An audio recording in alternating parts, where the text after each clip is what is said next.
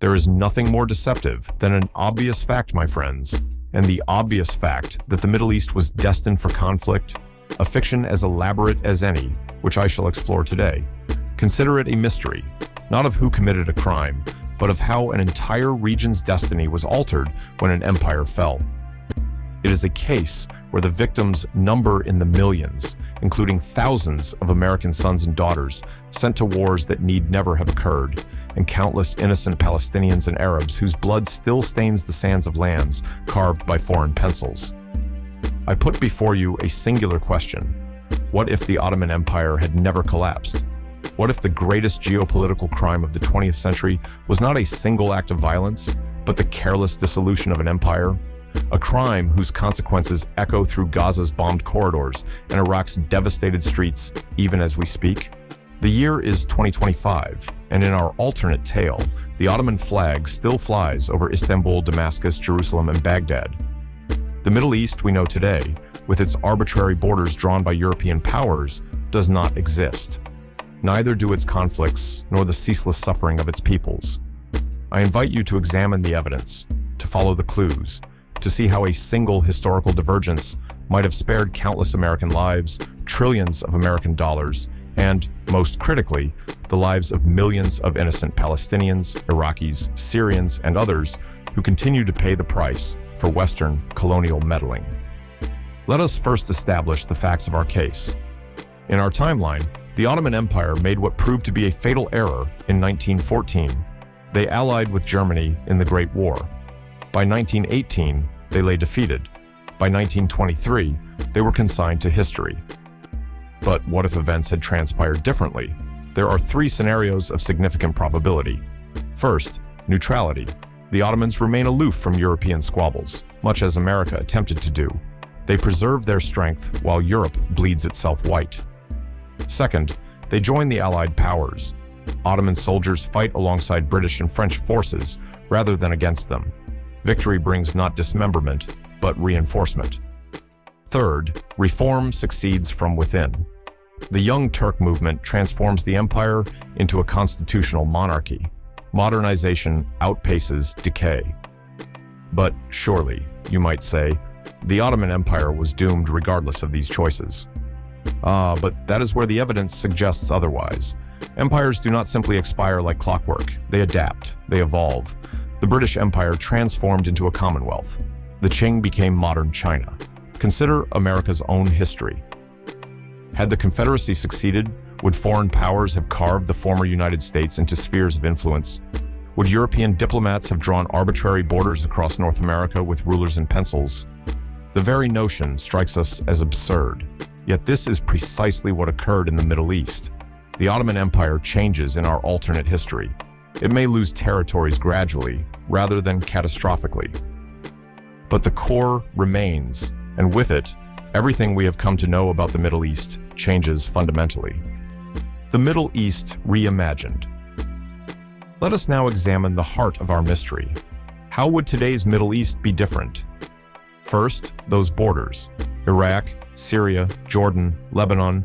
These countries don't exist, at least not in their current form. Instead of nations created by colonial powers, we'd see regions organized around historical Ottoman provinces or vilayets. Baghdad, Damascus, Beirut, Jerusalem, these would be provincial capitals, not national ones. The people living there would identify primarily with their local region and the broader Ottoman state, not with nation-states. Most crucially, no Iraq means no American invasion of 2003, with its 500,000 Iraqi civilians dead. No Syria means no civil war that has claimed over 600,000 lives. No artificial state of Israel carved from Palestinian land means no displacement of 750,000 Palestinians in 1948, no 75 years of occupation, no bombing campaigns in Gaza that have taken thousands of innocent lives. Let me tell you about the al-Masri family from Mosul. In our timeline, they lost 3 children to American bombs during the 2003 invasion, their oldest son to an ISIS execution, and now live as refugees. Their crime, being born in a country created by the British, invaded by America, and torn apart by the resulting chaos. In the Ottoman timeline, They're citizens of the Mosul Vilayet, part of the Ottoman Empire. Their children are alive. Their home stands. Their lives, while not without challenge, are unmarred by the specific atrocities that define their actual experience. This is not mere speculation. It is deductive reasoning based on historical evidence. The Ottoman millet system allowed religious communities significant autonomy. Jews, Christians, and various Muslim sects largely governed their own affairs. Without European-style nationalism imposed from above, might these communities have continued to coexist? I'm not suggesting Ottoman rule was perfect. It had its own injustices. But these injustices did not include the systematic bombing of civilians in Gaza, the use of white phosphorus on Palestinian children, or the destruction of entire Iraqi cities by American bombs. These are not comfortable truths, but as I have often observed, once you eliminate the impossible, whatever remains, no matter how improbable, must be the truth. The American connection. I must now direct your attention to how this alternate history would have transformed America itself. Consider these facts. America has spent over $8 trillion on wars in the Middle East since 2001. Over 7,000 American service members have died in these conflicts. Tens of thousands have returned with physical and psychological wounds that will never fully heal. And for what result? A region more unstable than before. Terrorist groups that didn't exist prior to American intervention. Millions of refugees, hundreds of thousands of civilian casualties, all stemming from conflicts over borders that were artificially created when the Ottoman Empire collapsed.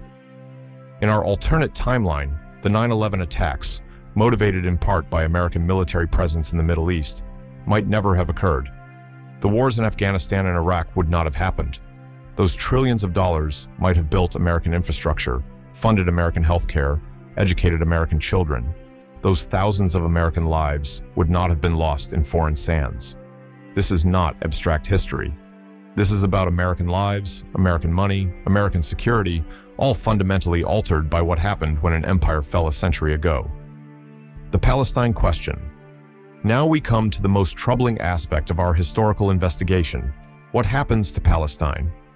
In our timeline, the British Balfour Declaration of 1917 promised a Jewish homeland in Palestine.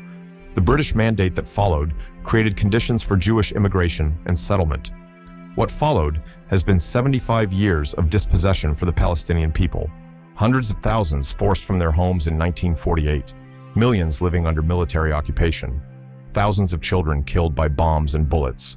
A population in Gaza subjected to conditions that international legal experts have called genocidal. But in an Ottoman world, this tragedy never unfolds. Three scenarios present themselves, each supported by historical evidence. First scenario, the Ottoman Empire restricts Jewish immigration. Zionism faces a major obstacle. The Jewish population in Palestine grows much more slowly, if at all. Second scenario, the Ottomans, seeking international support and economic development, allow controlled Jewish immigration. Jewish communities grow, but within an Ottoman framework. Third scenario, the Ottomans implement a version of the millet system for Jewish immigrants. They're granted autonomy in certain areas, but not sovereignty. Jerusalem remains a multi-faith city under Ottoman administration. In none of these scenarios does Israel emerge as a sovereign nation-state in 1948. The catastrophic war that created thousands of Palestinian refugees never happens. Meet the Aboud family. In our timeline, they were forced from their home in Jaffa in 1948, becoming refugees in Gaza. 3 generations later, their descendants have lived under blockade, survived multiple wars, and in the most recent bombing campaigns, lost 7 family members, including 3 children under the age of 10. Their crime? Being Palestinian in a land that Western powers decided should belong to someone else. In the Ottoman timeline, the Abouds remain in their home in Jaffa. Their olive groves are not bulldozed. Their children are not killed by bombs made in American factories. They live as Ottoman subjects with the same rights as their Jewish neighbors. I put it to you plainly, the humanitarian catastrophe that has befallen the Palestinian people, a catastrophe that American tax dollars and American weapons continue to facilitate, might never have occurred. This is not speculation. It is the logical conclusion based on the historical evidence before us. The cost in human lives. Let us now examine the human ledger of this historical divergence, my friends. Every refugee crisis splashed across your screens, Syrians fleeing war, Iraqis escaping ISIS, Palestinians trapped beneath falling bombs, all trace back to the collapse of the Ottoman Empire and what Western powers erected in its place. In our alternate timeline, Syria exists not as a nation, but as provinces. The 600,000 souls lost in its civil war are spared. Iraq never emerges as the British creation we know, preventing ISIS from finding fertile ground for its brutality. The Palestinian children buried beneath rubble from American-manufactured bombs still draw breath. Jerusalem remains as it stood for centuries, a multi-religious city where diversity, though imperfectly managed, did not require walls, checkpoints, or separation barriers. Of course, only Allah knows what conflicts might have arisen in their place. The absence of one set of hostilities does not guarantee peace eternal. But it would have been a different world, one not shaped by the particular colonial meddling that has defined our current reality. These human costs are not inevitable consequences of ancient hatreds, but the direct result of specific choices made by distant powers with maps and rulers. Final thoughts and what's next. The Middle East we know today wasn't inevitable, it was designed. The suffering we witness isn't ancient fate. It was engineered by men with rulers and pencils, carving up lands they never visited. This isn't just history, it's the blueprint of today's headlines. Every bomb in Gaza, every checkpoint in the West Bank, every American soldier deployed to defend these artificial borders stems from decisions made when an empire collapsed. What powerful truth will you carry forward? That the conflicts costing American lives and trillions of dollars weren't predetermined. They were created, and what's created can be reimagined. If this investigation opened your eyes, join me next week for an even more provocative question. What if America had never become the Middle East policeman? Imagine a world where trillions stayed home building American schools and hospitals instead of funding endless wars. A world where the Pentagon never established military bases across the region, where quote-unquote terrorism remained an obscure tactic rather than a household fear. I'll reveal the exact moment when America could have chosen a different path, one pivotal decision in 1953 that, if reversed, might have spared millions of lives and prevented the rise of extremism that eventually reached American shores. Hit subscribe now and activate notifications. This investigation into history's greatest what-ifs continues next Tuesday. The evidence is mounting, and the most shocking revelations are yet to come.